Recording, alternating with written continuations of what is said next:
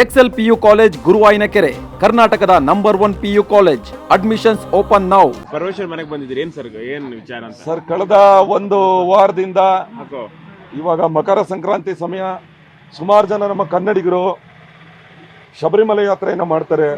ಕೇರಳಕ್ಕೆ ಶಬರಿಮಲೆ ದೇವಸ್ಥಾನಕ್ಕೆ, ಅಯ್ಯಪ್ಪ ಸ್ವಾಮಿ ದೇವಸ್ಥಾನಕ್ಕೆ ಹೋಗೋದು ಈರೋಡು ತಮಿಳ್ನಾಡು ಮುಖಾಂತರ ಹೋಗ್ತಾರೆ.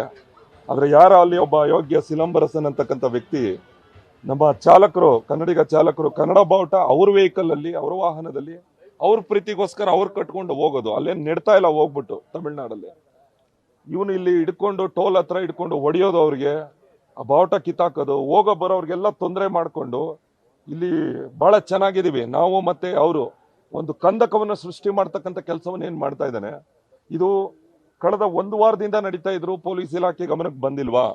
ಗೃಹ ಸಚಿವರು ಇದ್ರ ಬಗ್ಗೆ ನಾವು ಇವತ್ತು ಅವ್ರಿಗೆ ಮನವಿ ಕೊಟ್ಟು ಈ ಕೂಡಲೇ ತಮಿಳ್ನಾಡು ಗೃಹ ಸಚಿವರಿಗೆ ಮಾತಾಡಿ ಅವನನ್ನು ಅರೆಸ್ಟ್ ಮಾಡಲಿಲ್ಲ ಅಂತಂದ್ರೆ ನಾಳೆ ದಿನ ಇಲ್ಲಿ ಹೆಚ್ಚು ಕಮ್ಮಿ ಆದರೆ, ಕಾನೂನು ಸುವ್ಯವಸ್ಥೆ ಹಾಳಾದ್ರೆ ಏನ್ ಮಾಡಬೇಕು, ಇದಕ್ಕೆ ಯಾರು ಹೊಣೆ?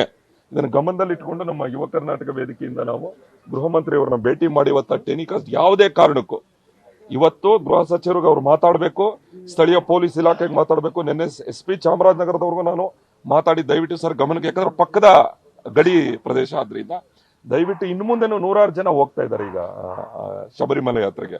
ಪಾಪ ಯಾತ್ರಿಕರಿಗೆ ತೊಂದರೆ ಆಗ್ಬಾರ್ದು, ಅವ್ನು ಯಾರೋ ಮಾಡೋವಂಥ ಉಚ್ಚಾಟಗಳಿಂದ ರಾಜ್ಯಗಳ ಒಂದು ಕತ್ತು ಉರಿಯುವಂತ ಕೆಲಸವನ್ನು ಅವ್ನು ಮಾಡ್ತಾ ಇದ್ದಾನೆ. ಇದನ್ನು ವಿರೋಧಿಸಿ ಇವತ್ತು ಗೃಹ ಸಚಿವರ ಮುಖಾಂತರ ಅವರಿಗೆ ನಾವು ಲೆಟರ್ನ ಕೊಡೋದಕ್ಕೆ ಬಂದಿದ್ದೀವಿ ಸರ್. ಧನ್ಯವಾದ. ನ್ಯೂಸ್ ಫಸ್ಟ್, ನಿರ್ಭೀತಿಯಿಂದ ನಿಮ್ಮ ಪರವಾಗಿ.